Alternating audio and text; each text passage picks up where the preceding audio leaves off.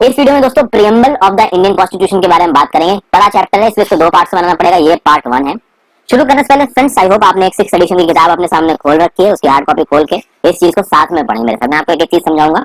Totally अगर देखा जाए लक्ष्मीकांत की जो सीरीज चल रही है उसका ये पार्ट 9 है दोस्तों। अब तक लाइक ना किया हो तो लाइक का बटन जरूर दबा दीजिए।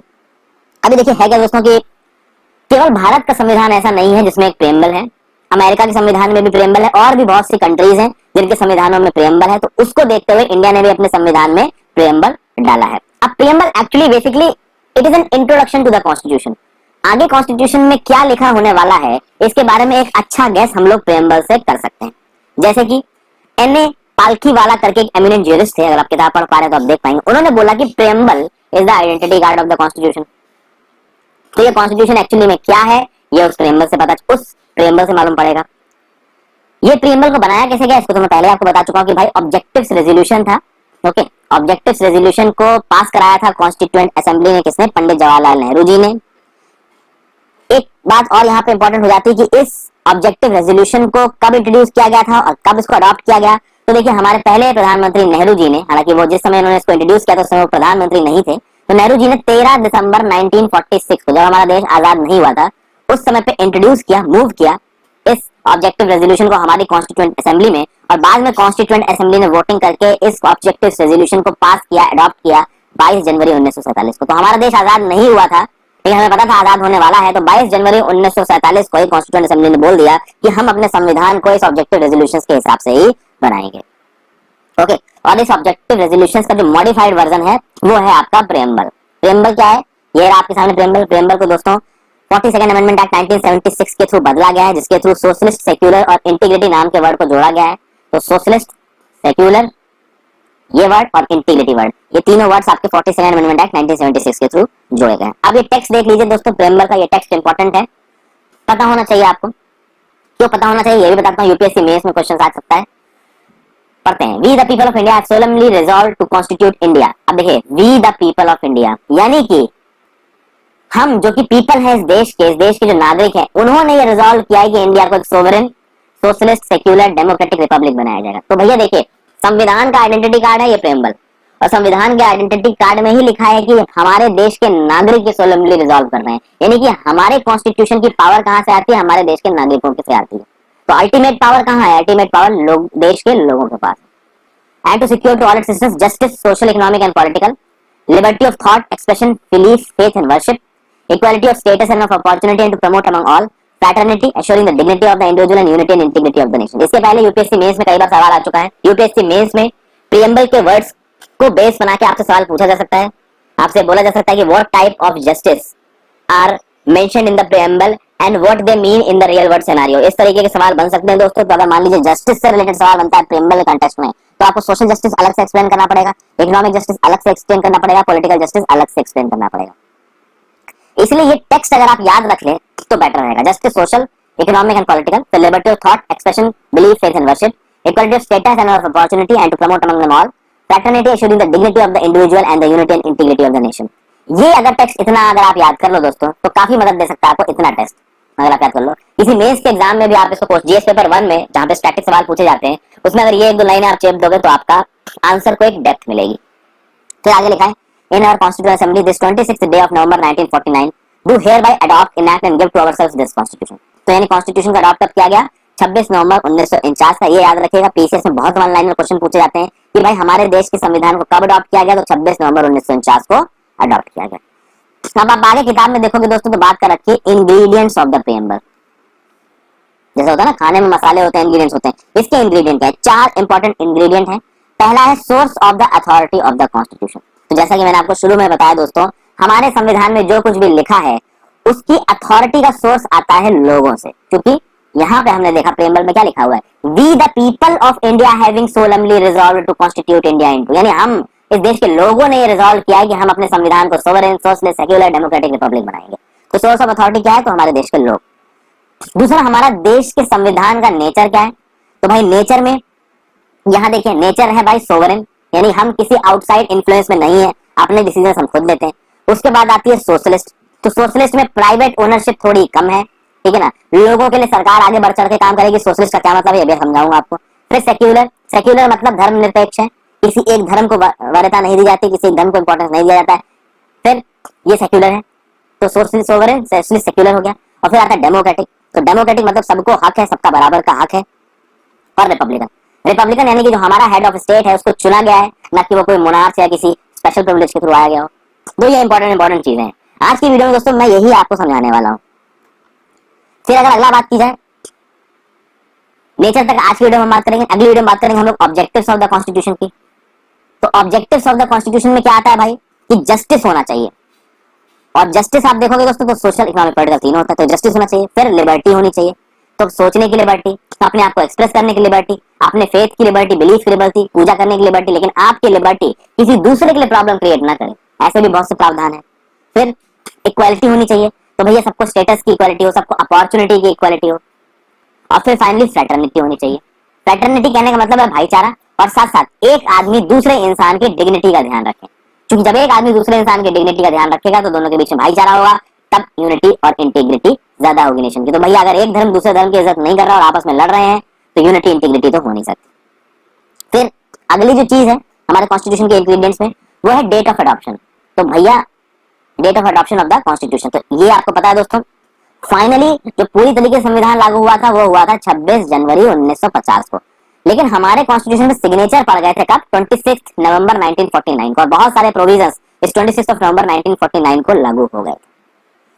तो ओवरऑल ये इंग्रेडिएंट्स है दोस्तों हमारे संविधान के। ओके, आई होप अब तक ये चीजें आपको क्लियर हुई हैं। अब हम बात करते हैं कीवर्ड्स की। जैसा कि मैंने आपको बताया ना कि जब बात आई थी नेचर ऑफ द कॉन्स्टिट्यूशन की, तो नेचर ऑफ द कॉन्स्टिट्यूशन में सोवरेन है हमारा कॉन्स्टिट्यूशन, सोशलिस्ट है, सेक्युलर है, डेमोक्रेटिक है, रिपब्लिक है। देखेंगे इनको। सबसे पहले बात आती है किसकी, सबसे पहले बात आती है सोवरेनिटी की। सोवरेनिटी दोस्तों आप लोग इस हिसाब से समझो, मान लीजिए आप एक नागरिक हो, आप दिन में कुछ काम करते हो, ठीक है, तो अगर आपको कोई ऑर्डर दे रहा है कि तुमको ऐसा करना है, कि तुम ये करो, ठीक है, मैं जस्ट एग्जांपल दे रहा हूँ। मान लीजिए आप किसी प्राइवेट जॉब में नौकरी करते हैं और उस प्राइवेट जॉब की नौकरी में आपका बॉस आपको परेशान करता है, ये कर दो, वो कर दो, वो कर दो, वो कर दो। फिर शाम को 6 बजे के बाद आपकी छुट्टी हो गई, 6 बजे के बाद रात में 8 बजे वो आपको फोन करके बोल रहा है, नहीं भाई ये पीपीटी मेरे को बना के भेजो तुरंत। तो आप उस काम को करना भले ना चाहते हो, लेकिन बॉस के डर में आपको करना पड़ रहा है, तो क्या आप सोवरेन है? नहीं। एक तरीके से देखा जाए तो आप उस समय सोवरेन नहीं है। हमारा देश सोवरेन है, इसका मतलब यह है कि हमारा देश ना किसी की डिपेंडेंसी है और ना ही किसी का डोमिनियन है, ना ही हमारा देश किसी पे डिपेंडेंट है और ना ही किसी का डोमिनियन है। डोमिनियन का मतलब क्या होता है दोस्तों, 26 जनवरी 1950 तक जो हमारा देश का डोमिनियन था, डोमिनियन के बाद वो पूरी तरीके से रिपब्लिक हो गया। हालांकि वैसे तो हमको इंडिपेंडेंस 15 अगस्त 1947 को मिल गई थी, तो उसके बाद ही डिपेंडेंसी डोमिनियन सब खत्म हो गया था, हम बिल्कुल आजाद हो गए थे। लेकिन हम नाम के लिए डोमिनियन थे 26 जनवरी 1950 तक, उसके बाद भी हम कॉमनवेल्थ में बने रहे, हमने कॉमनवेल्थ को छोड़ा नहीं, उसका आगे हम अभी बात करेंगे।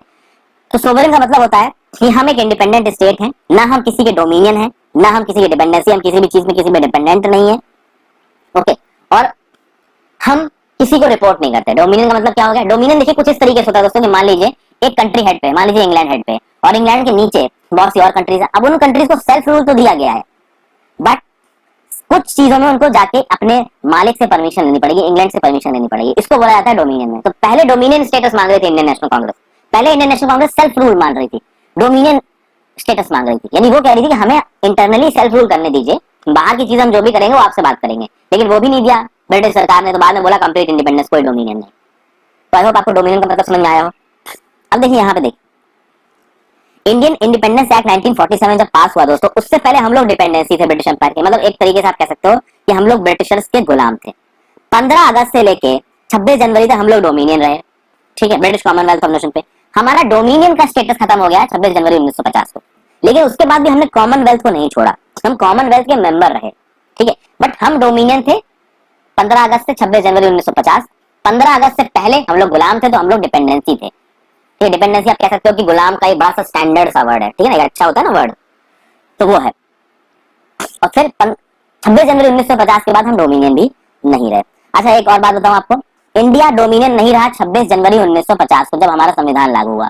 पाकिस्तान डोमिनियन रहा 1956 तक, तो पाकिस्तान इंग्लैंड का डोमिनियन रहेगा 1956 तक। ओके, 1949 में, ठीक है, जब ये सब डिबेट चल रही थी कॉन्स्टिट्यूएंट असेंबली में, उस समय पे दोस्तों ये बात हुई कि भाई क्या हम कॉमनवेल्थ ऑफ नेशंस के पार्ट रहेंगे। अब सवाल आता है कि कॉमनवेल्थ ऑफ नेशंस क्या है। ये कॉमनवेल्थ ऑफ नेशंस के कॉमनवेल्थ गेम्स भी होते हैं आज की डेट में। कॉमनवेल्थ ऑफ नेशंस उन नेशंस का ग्रुप था दोस्तों जो कभी ना कभी ब्रिटिश राज के अंदर रहे थे, ठीक है। लेकिन जब देश आजाद होने लगे तो इस कॉमनवेल्थ ऑफ नेशंस की डेफिनेशन बदल गई।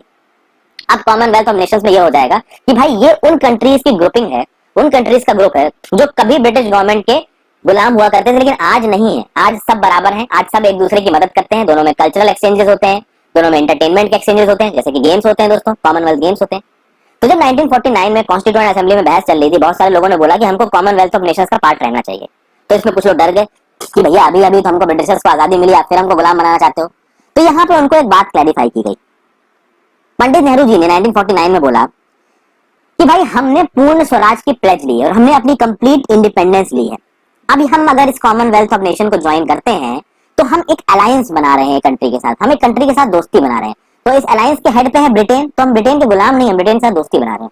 उसी तरीके से बाकी जितनी कंट्रीज थी इस कॉमनवेल्थ में, उनके साथ हम दोस्ती बना रहे हैं। हम किसी भी तरीके से उनसे इंफीरियर नहीं है और आगे अगर कोई प्रॉब्लम होती है तो हम कभी भी इस कॉमनवेल्थ ऑफ नेशंस को छोड़ सकते हैं।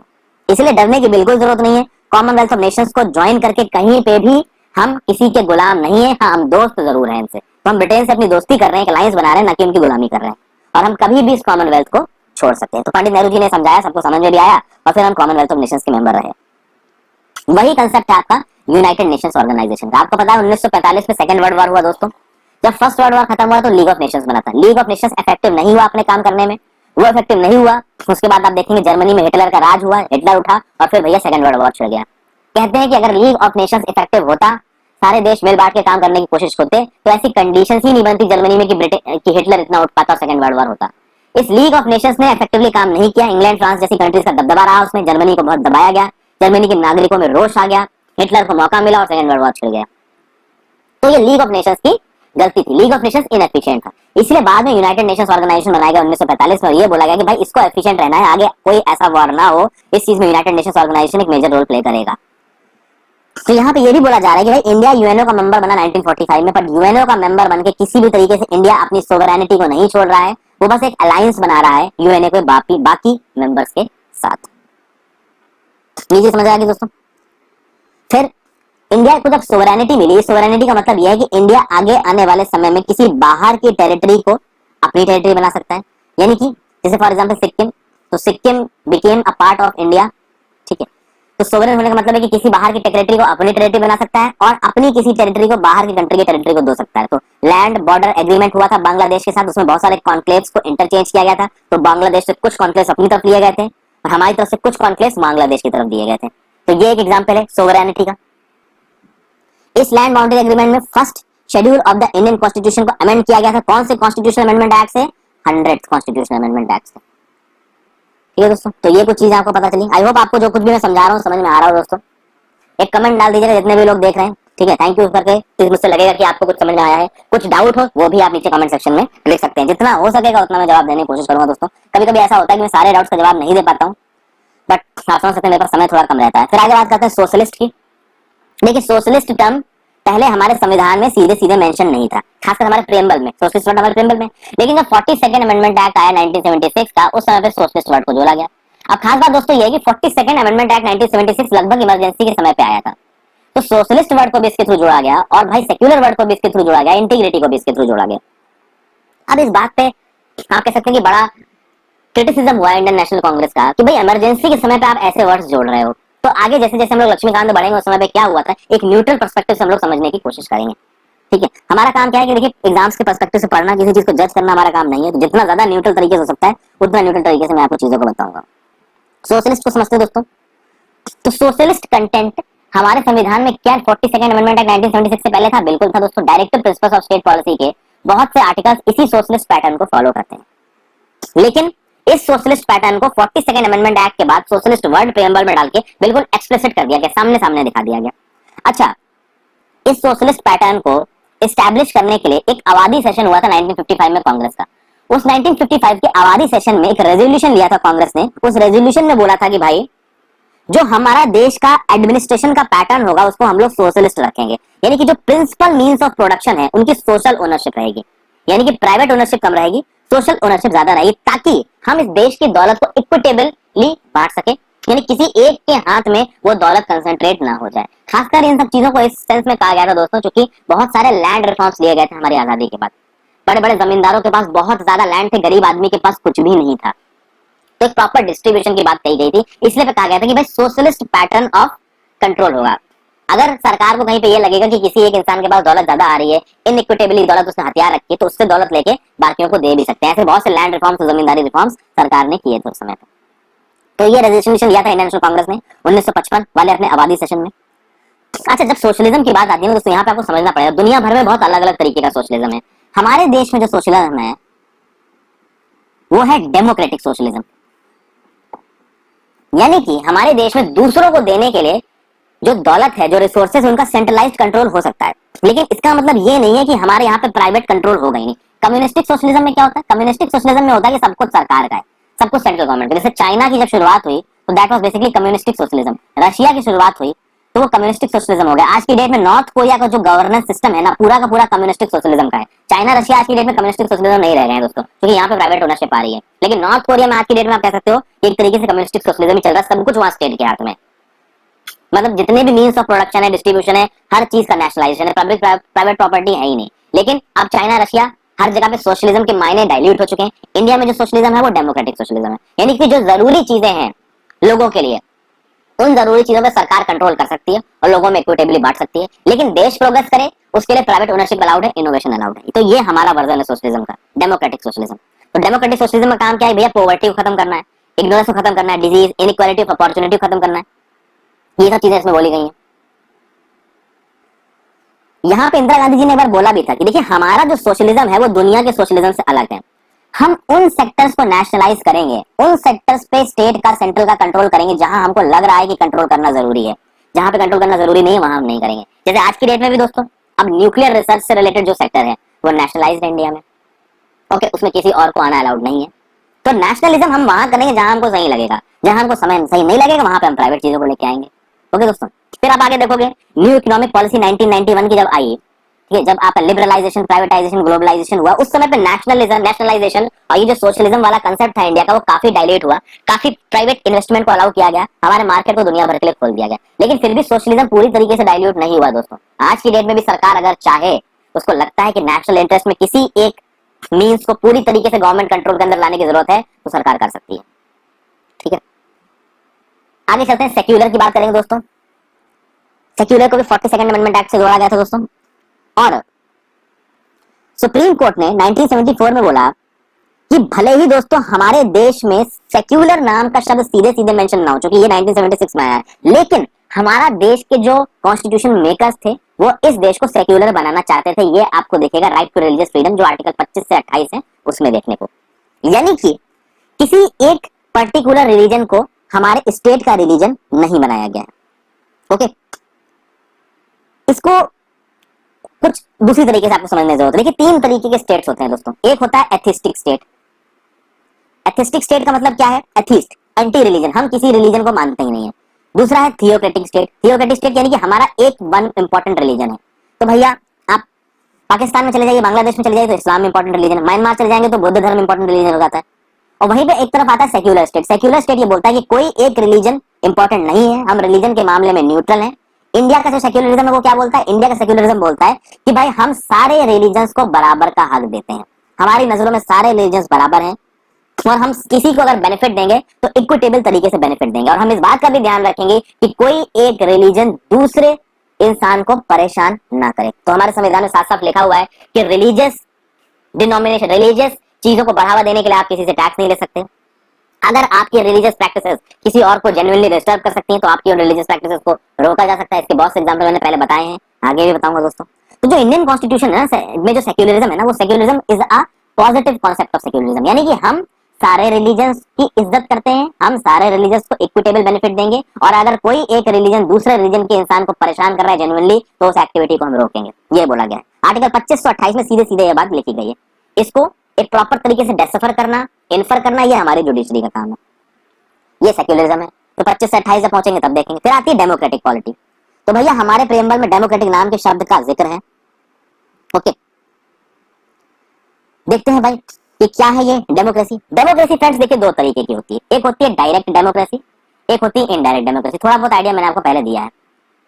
डायरेक्ट डेमोक्रेसी के बहुत से तरीके हैं, जैसे फॉर एग्जांपल एक तरीका है रेफरेंडम, एक तरीका है इनिशिएटिव, एक तरीका है रिकॉल, एक तरीका है प्लेबिसाइड।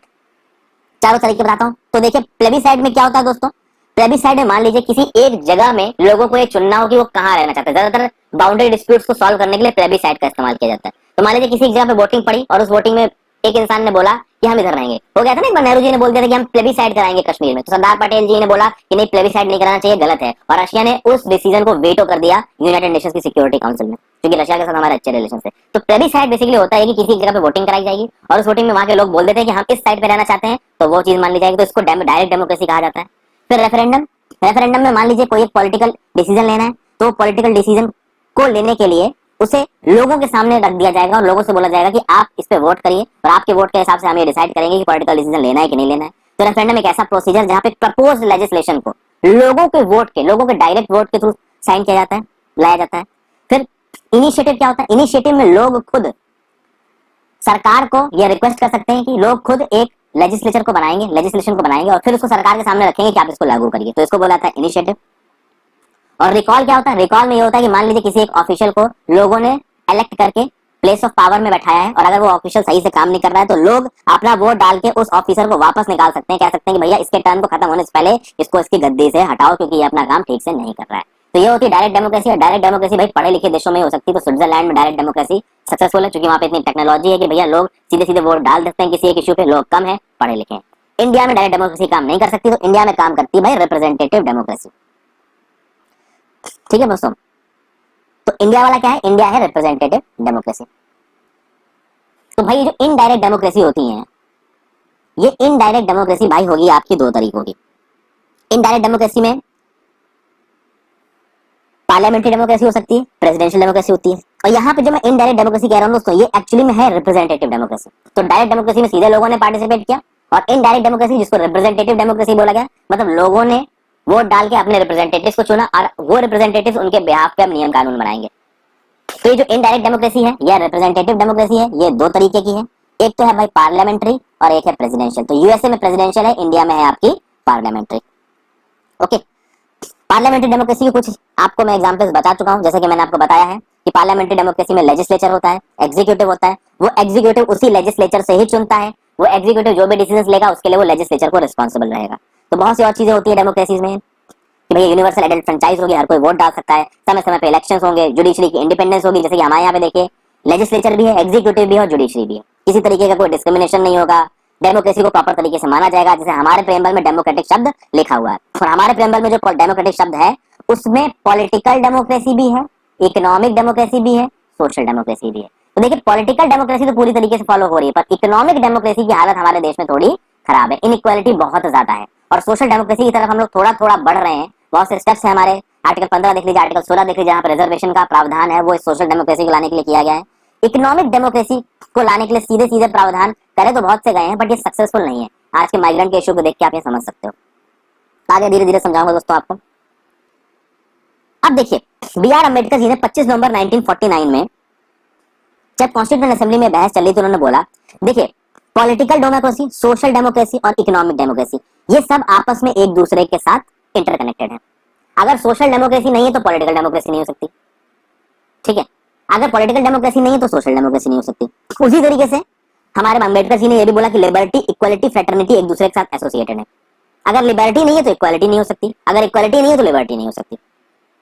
तो ऐसी बातें बात करी गई थी दोस्तों, धीरे धीरे आगे मैं आपको समझाऊंगा इन चीजों के बारे में। तो डेमोक्रेटिक सेंस ये है यहाँ पे, और ऐसी कोई चीज मुझे यहाँ पे नजर नहीं आ रही दोस्तों जो आपको समझ में ना आए, खुद से आप पढ़ ही रहे होंगे। इसको देखिए किस तरीके से समझाया गया।